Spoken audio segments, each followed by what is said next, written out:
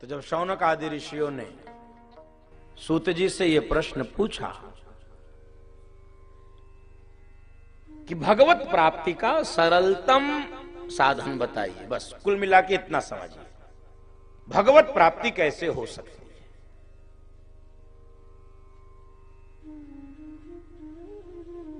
सूत जी गदगद हो गए, कहे हे ऋषियों, आपके मन में यदि इतना प्रेम है भगवान के प्रति तो मैं समस्त शास्त्रों का सार सुनाने जा रहा हूं आपको।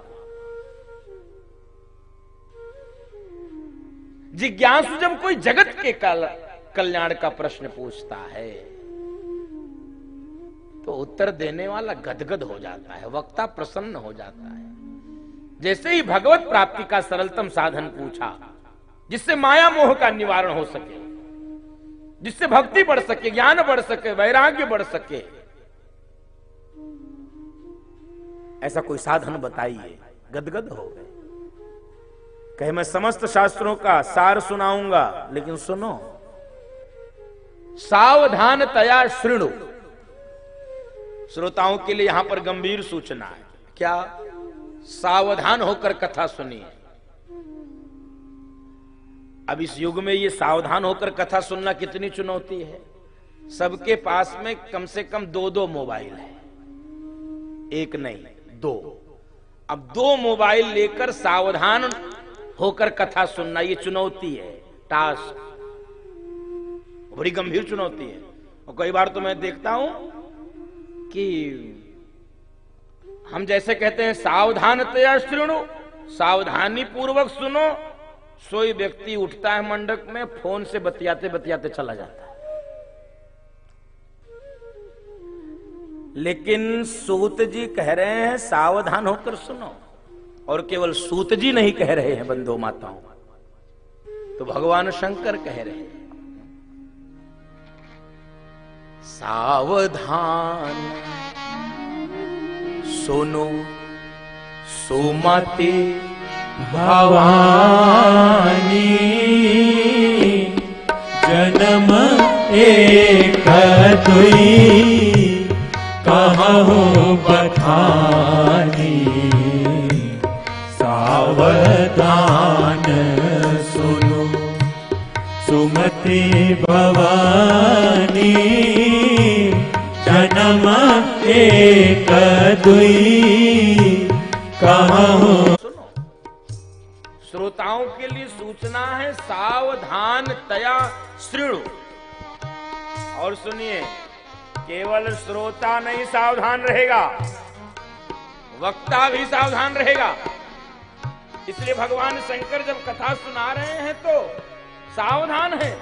सावधान मन करि पुनि शंकर, लागे कहन कथा अति सुंदर। सावधान मन करि पुनि शंकर, लागे कहन कथा अति सुंदर। सावधान सुनो सुमति भवानी, जन्म एक दुई कहु बखानी। सावधान सुनो। सावधान होकर सुनिए।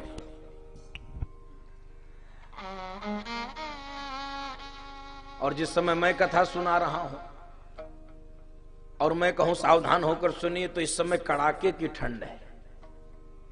बहुत देर तक हाथ बाहर रहेगा तो सोई सावधानी हट जाएगी, लगेगा अंदर कर लो इसको। ठंड है भाई, है तो है। और अभी जैसा मौसम विभाग बता रहा, अभी रहेगी भी। और हमको तो लगता है कि भगवान सूर्य नारायण छिप गए हैं। क्यों छिप गए हैं? क्योंकि वो प्रतीक्षा कर रहे हैं कि मेरे ही वंश में भगवान राम का जन्म हुआ है। भगवान राम सूर्य वंश में जन्म लिए हैं।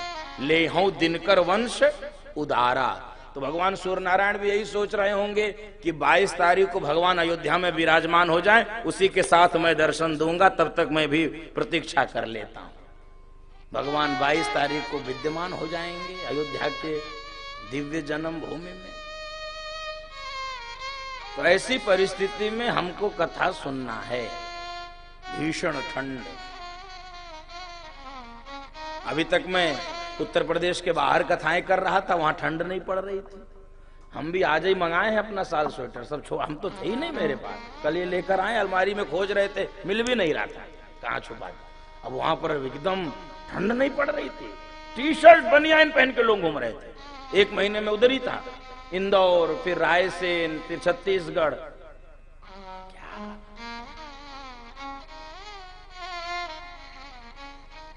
तो सावधान होकर कथा को सुनिए। सूत जी कहते हैं इस जगत में सबको एक ही भय रहता है, क्या? मृत्यु भय। आज कथा का प्रथम दिवस है तो महिमा सुननी है। भागवत की महिमा क्या है, महात्मा क्या है।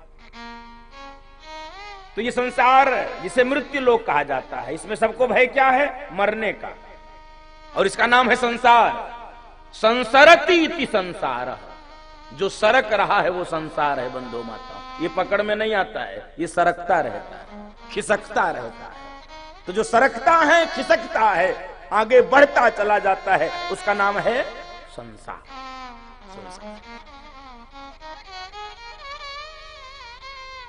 तो संसार में सबको एक ही डर है, मरने का। और इस मृत्यु भय को समाप्त करने के लिए महाभागवत श्री सुखदेव जी महाराज ने कलिकाल में, कलिकाल के भी प्राणियों को पवित्र करने के लिए, मुक्त करने के लिए इस भागवत संहिता को प्रकट किया। काल व्याल मुख ग्रास त्रास निर्णास हेतवे श्रीमद्भागवतम शास्त्रम कलौ कीरेण भाषितम। कीरेण शुकेन, शुकदेव जी ने ये भागवत रूपी फल प्रकट किया।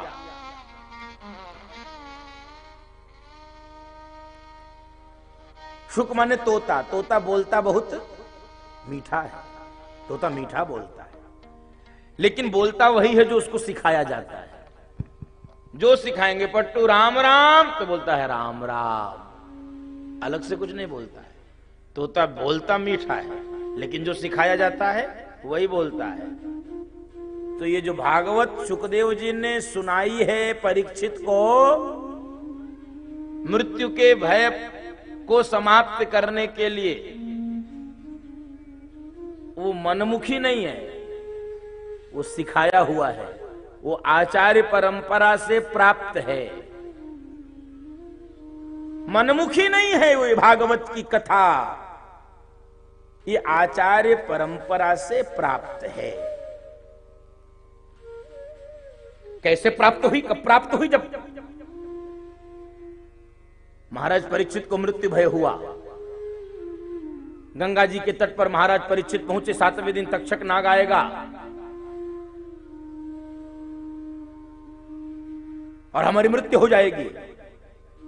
तो गंगा जी के तट पर विचरण कर रहे थे, श्री सुखदेव जी से मिलन हुआ, सुखदेव जी को प्रणाम किए और सुखदेव जी ने भागवत की कथा को सुनाकर मृत्यु के भय से मुक्त करना चाहा परीक्षित को। और जैसे ही भागवत की कथा सुखदेव जी सुनाने जा रहे थे, तभी स्वर्ग के देवता अमृत का घड़ा लेकर आ गए। सुधा कुंभम गृहत्यैव देवा सत्र समागमन, कुंभ का घड़ा ले, ये अमृत का कुंभ लेकर घड़ा लेकर आ गए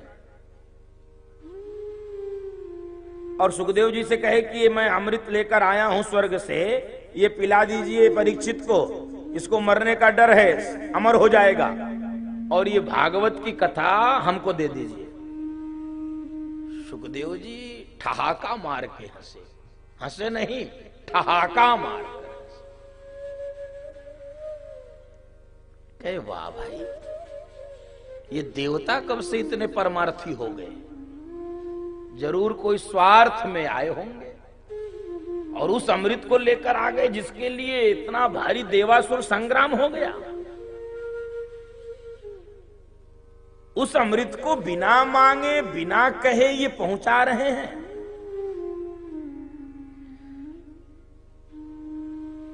तो सुखदेव जी ने देवताओं से कहा है, सुनो तुम बड़े स्वार्थी हो।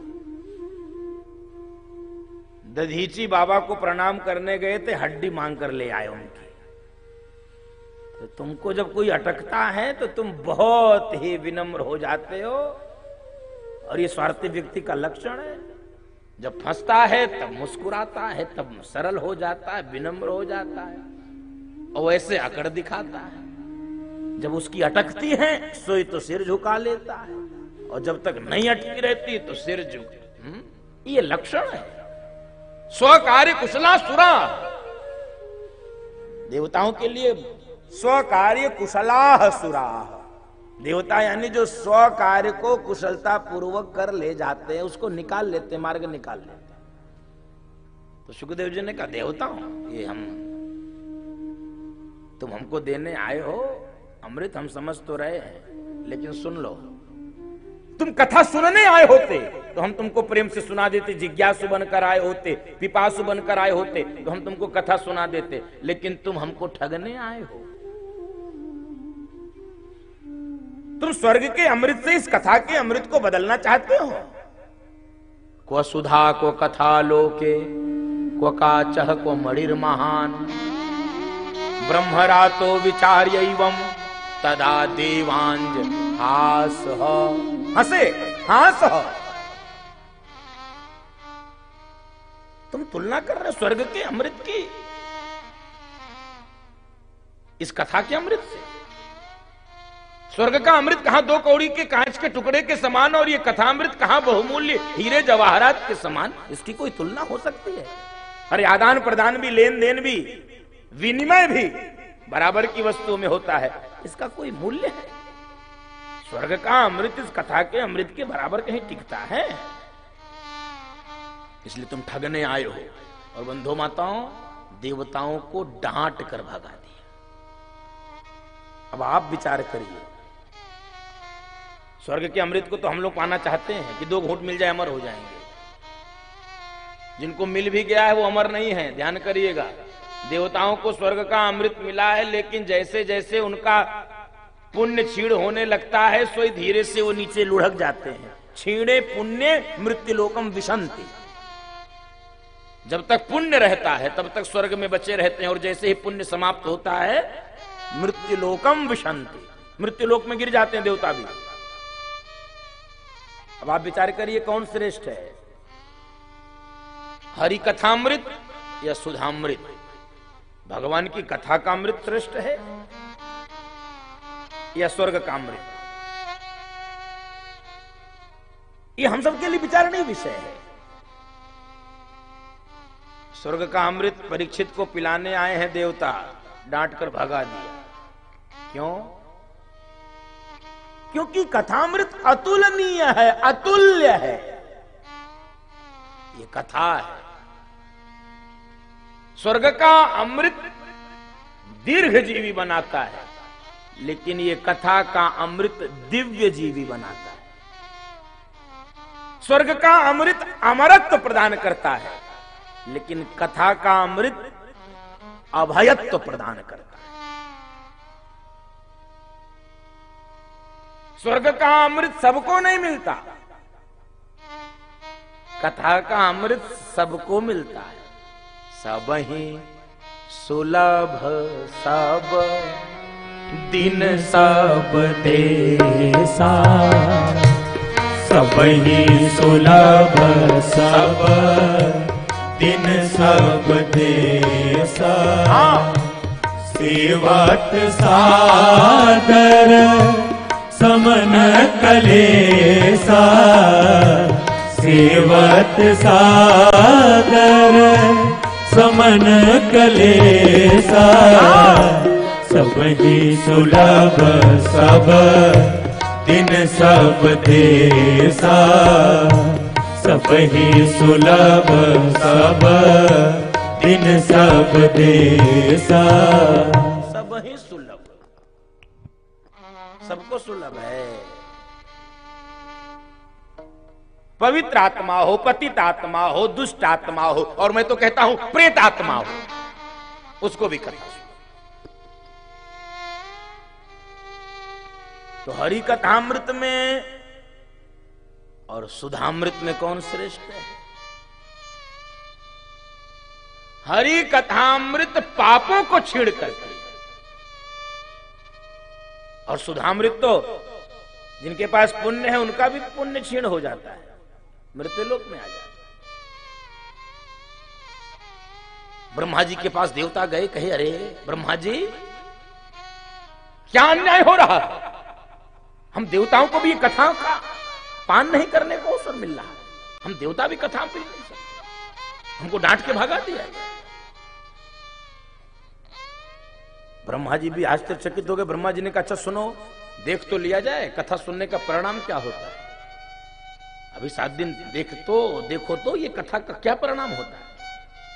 और जब सुखदेव जी ने परीक्षित जी को कथा सुनाई और 7वें दिन कथा सुनने के बाद परीक्षित जी को सबने परम पद प्राप्त करते हुए देखा, भगवत धाम जाते हुए देखा, सब देवता आश्चर्यचकित हो गए, ब्रह्मा जी भी आश्चर्यचकित हो गए। ब्रह्मा जी ने तराजू के एक पड़ले पर सभी शास्त्रों को रखा, दूसरे पड़ले पर भागवत को रखा, और जैसे ही उठाया बंधु माताओं, भागवत का पड़ला भारी पड़ गया, सारे शास्त्र गौड़ हो गए, बौने हो गए। घोषणा कर दिया सबने मिलकर कि ये भागवत कोई सामान्य वस्तु नहीं है। मेनिरे भगवत रूपम शास्त्रम भागवतम कलौ। ये जो भागवत है ये भगवान का वांगमय स्वरूप है। भगवान कृष्ण ही भागवत के प्रत्येक शब्द में समाये हुए हैं। उन्हीं गोविंद की श्यामलता इस भागवत में समाई हुई है। तो सूत जी ने पूछा, सौनकर जी ने सूत जी से कि 7 दिन तक सुनने की परंपरा कैसे प्रारंभ हुई? 7 दिन ही भागवत की कथा होती है। तो सूत जी कहते हैं एक बार सनक सनंदन सनातन सनत कुमार इन चारों भाइयों ने देवर्षि नारद को यह कथा सुनाई थी। देवर्षि नारद आश्चर्यचकित हो गए शौनकादि ऋषि। देवर्षि नारद, वो बाबा तो एक जगह टिकता ही नहीं है 2 मिनट से ज्यादा, वो 7 दिन तक रुककर कैसे कथा सुने? तो कैसे सुने इसको सुना रहे हैं। सूत जी कहते हैं, हे ऋषियों, एकदा ही विशालायाम चत्वार ऋषियो मलाह सत्संगार्थम समायात ददृशुस्तत्र नारदम। एक बार चारों भाई सत्संग की इच्छा से विचरण कर रहे थे, तभी नारद जी दिख गए। तो नारद जी को जब चारों भाइयों ने देखा तो प्रसन्न हो गए। इनको लगा कि चलो नारद जी मिल गए, अब अच्छा सत्संग होगा। अब इन चारों भाइयों का जीवन ही कथा है, कथा मात्रैक जीविनः। इन चारों भाइयों का जीवन ही कथा है, कथा के अतिरिक्त तो कुछ नहीं है। कथा कथा कथा कथा। तो नारद जी जब निकट आए तो नारद जी का मुंह देखा इन चारों भाइयों ने, बड़े तत्राश्चर्यम मया दृष्टम। चारों भाई आश्चर्यचकित हो गए कि ये नारद जी जैसे महात्मा का मुंह लटका हुआ है, मुंह मलिन है, उदासीन है। नारद जी से पूछा कि आप क्यों मुंह लटकाए हैं, आपको किस बात की चिंता सता रही है, कहां से आ रहे हो, कहां जा रहे हो? आपका मुख कमल तो ऐसे लग रहा है जैसे किसी महाकंजूस का कोई धन चुरा ले। महाकृपण जो होता है उसका 1 रुपया भी कहीं गिर जाए तब देखो जरा उसका मुंह, पूरा आफत मचा देता, पूरा घर को तांडव मचा देता। तो हे नारद जी, आपका मुख कमल तो ऐसा लग रहा है जैसे किसी का धन चुरा लिया, किसी महाकंजूस का किसी ने धन चुरा लिया। और सुनिए, आप जैसे संतों को देखकर संसारियों का मुंह कमल प्रसन्न हो जाता है। संसारियों का जब मुख लटकता है, आप जैसे संतों के पास आते हैं, जब आप ही का मुख लटका रहेगा तो नोचितम वद कारणम। और आपके धन को तो कोई चुरा नहीं सकता है। महाकृपण के धन को चुराने से उसका मुख लटक जाए समझ में आता है, लेकिन आप जैसे संतों का तो जो धन होता है उसको कोई चुरा नहीं सकता है। संतों का धन क्या है? संतों का धन जाकर जरा देखिए वृंदावन में, हमारो धन राधा श्री राधा श्री राधा, हमारो धन राधा श्री राधा श्री राधा, हमारो धन राधा श्री राधा श्री राधा, हमारो धन राधा श्री राधा श्री राधा, हमारो धन राधा राधा राधा राधा राधा, हमारो धन राधा राधा राधा राधा राधा, रसिक धन राधा श्री राधा श्री राधा, रसिक धन राधा श्री राधा श्री राधा, हमारो धन राधा श्री राधा श्री राधा, हमारो धन राधा श्री राधा श्री राधा।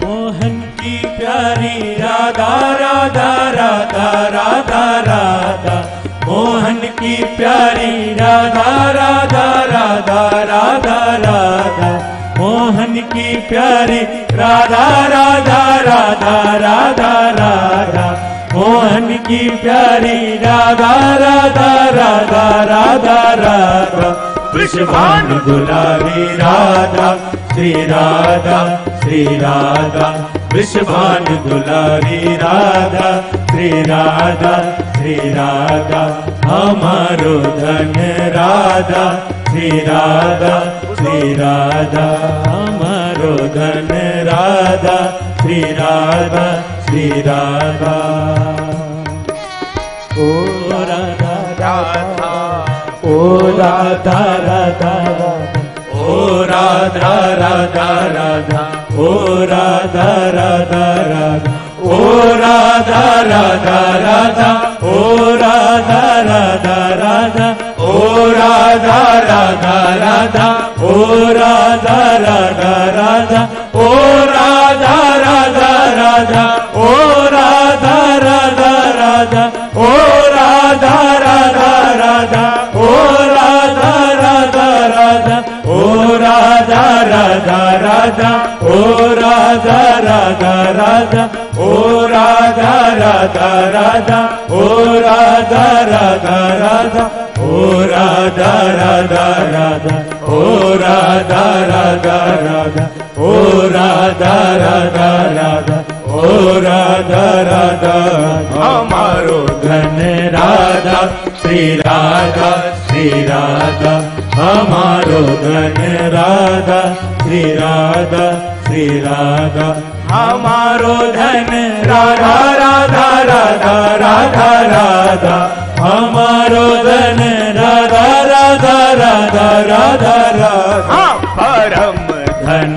राधा श्री राधा श्री राधा, परम धन राधा श्री राधा श्री राधा, हमारो धन राधा श्री राधा श्री राधा, हमारो धन राधा श्री राधा श्री राधा, हमारो धन राधा श्री राधा श्री राधा, हमारो धन राधा श्री राधा श्री राधा, हमारो धन राधा श्री राधा श्री राधा, हमारो धन राधा श्री राधा श्री राधा। बोल राधा रानी सरकार की जय। चलो जय तो ठीक होने लगी, बाकी देखा जाएगा। बंधुओं माताओं,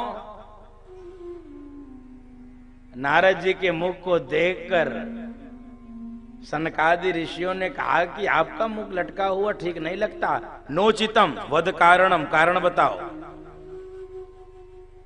तब नारद जी ने चारों भाइयों के सामने अपनी समस्या बताई कि सत्संग की इच्छा से मैं संसार में घूम रहा था कि भगवत रसिकों का साथ मिले, कुछ सत्संग कर सकूं। नारद जी कह रहे हैं इस संसार में मैंने सर्वत्र घूमा, कोई तीर्थ हमने नहीं छोड़ा। पुष्करम च प्रयागम च काशीम गोदावरीम तथा हरिक्षेत्रम कुरुक्षेत्रम श्रीरंगम सेतु बंधन, सब कोई भी तीर्थ नहीं छोड़ा। तीर्थ करता ही रहा, करता ही रहा। किसी भी तीर्थ में शांति नहीं मिली। भूमंडल के सारे तीर्थ को करने के बाद मुझे लगा चलो कोई बात नहीं, संतों के पास चलते, हो सकते वहां पर कुछ भगवत चर्चा हो सके, उनका साथ मिल सके। तो संतों के पास गया तो वहां पर और बड़ी विचित्र समस्या देखा। कहे क्या देखा? पाखंड निरता संता, संत सभी पाखंड ही हो गए। पाखंड निरता संत, संत सभी पाखंडी हो गए महाराज। परिभाषाएं बदल गईं। मैंने पूछा ये बंगला किसका है, तो पता चला ये बंगला त्यागी जी महाराज का है। एक आश्रम में से शोरगुल आ रहा था, हल्ला गुल्ला। हमने पूछा किसका आश्रम है, पता चला मौनी महाराज का आश्रम है। और एक आश्रम के बाहर कुछ बच्चे खेल रहे थे। हमने पूछा ये किसका आश्रम है, तो पता चला ये ब्रह्मचारी जी का आश्रम है। त्यागी जी महाराज का बंगला, मौनी महाराज के यहां हल्ला गुल्ला, और ब्रह्मचारी जी के यहां बच्चे खेल रहे थे। और ऐसी विचित्र स्थिति हमने संतों के यहां देखी, तो मैं संतों के यहां से भी हाथ जोड़कर भागा। तो मैं सोचा चलो गृहस्थी लोगों के यहां चलते हैं, गृहस्थियों के यहां चलते, हो सकते वहां हमको कुछ शांति मिल सके। और जब हम गृहस्थियों के यहां गए, वहां की स्थिति तो हम कुछ कह ही नहीं सकते। चित्त अशांत हो गया वहां की स्थिति को देखकर। क्या देखा?